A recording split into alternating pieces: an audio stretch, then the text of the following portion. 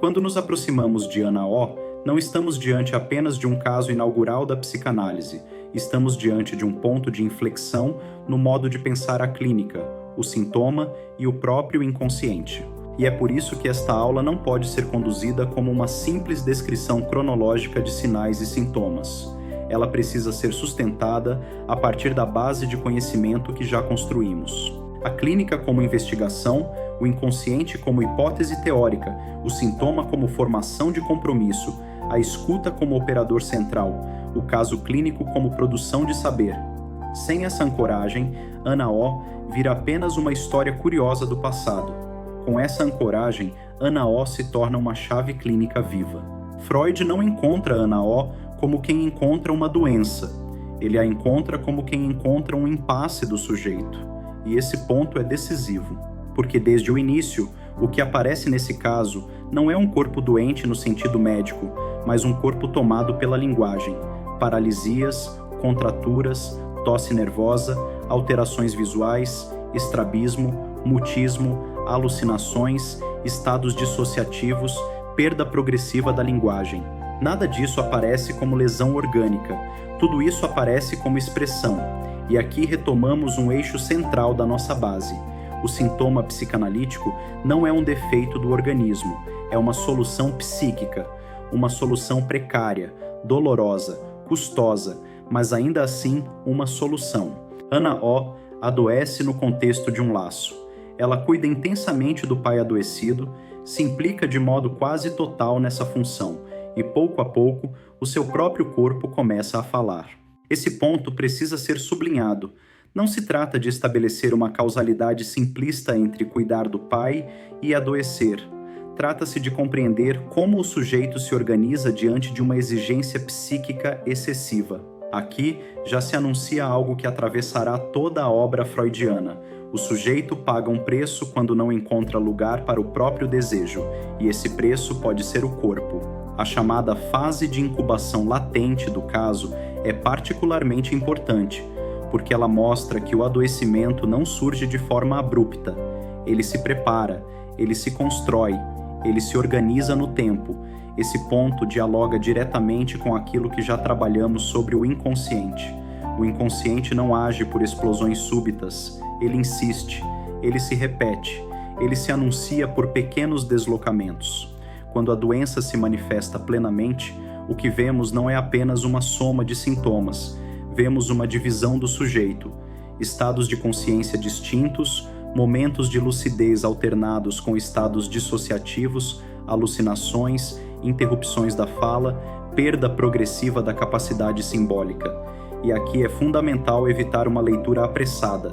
Não estamos diante de um erro cognitivo, não estamos diante de uma confusão mental, estamos diante de uma cisão do eu, algo que já dialoga com aquilo que mais adiante Freud formalizará de modo mais consistente quando pensa as estruturas clínicas e a relação do eu com o conflito. A linguagem, nesse caso, é central.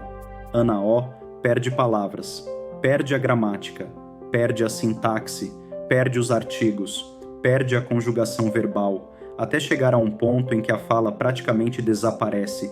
Isso não é um detalhe técnico, isso é o núcleo clínico do caso, porque para a psicanálise, quando a palavra falta, o corpo fala, e fala de forma literal. A tosse nervosa, as paralisias, as contraturas, as dores, as alterações sensoriais não são sintomas sem sentido, eles são tentativas de dizer o que não encontrou inscrição simbólica.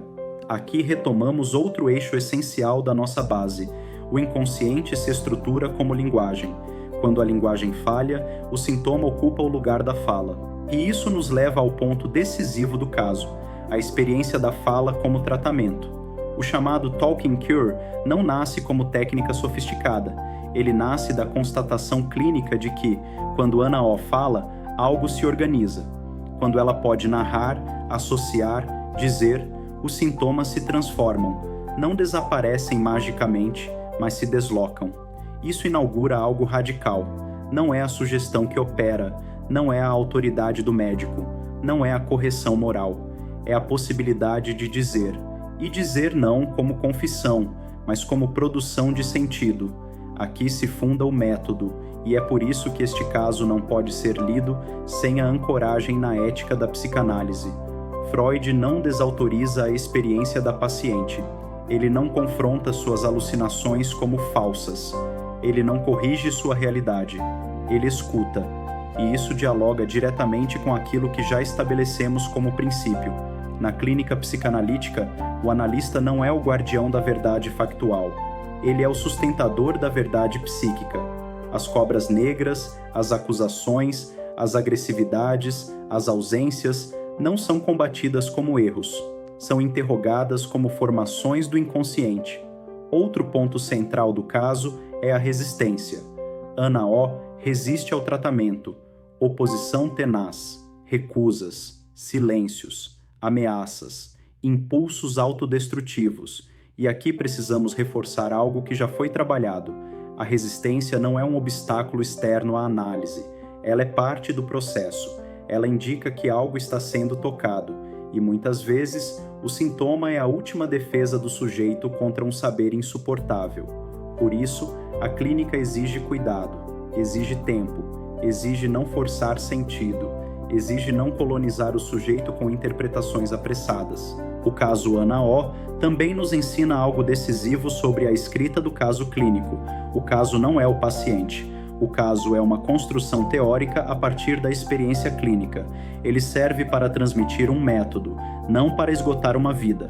Por isso, pseudônimos, limites da exposição e o cuidado ético não são detalhes secundários. Eles fazem parte da própria ética da psicanálise. Ler Ana O hoje é aprender que a clínica não se faz com respostas prontas. Ela se faz sustentando perguntas.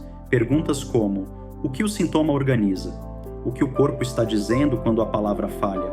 Que lugar o sujeito ocupa no laço com o outro? Que custo psíquico esse lugar exige? Essas perguntas mantêm o caso vivo. Sem elas, o caso vira arquivo. Com elas, o caso se torna formação. Esta aula é parte de um percurso que não se faz com pressa nem com respostas prontas. A psicanálise se constrói no tempo, no contato com o texto, com o pensamento e, sobretudo, com a escuta. O que foi apresentado aqui não se esgota neste encontro. Ele serve como ponto de apoio para que novas perguntas possam surgir e para que o pensamento continue se aprofundando. A psicanálise não se oferece como um manual, ela se sustenta como uma experiência.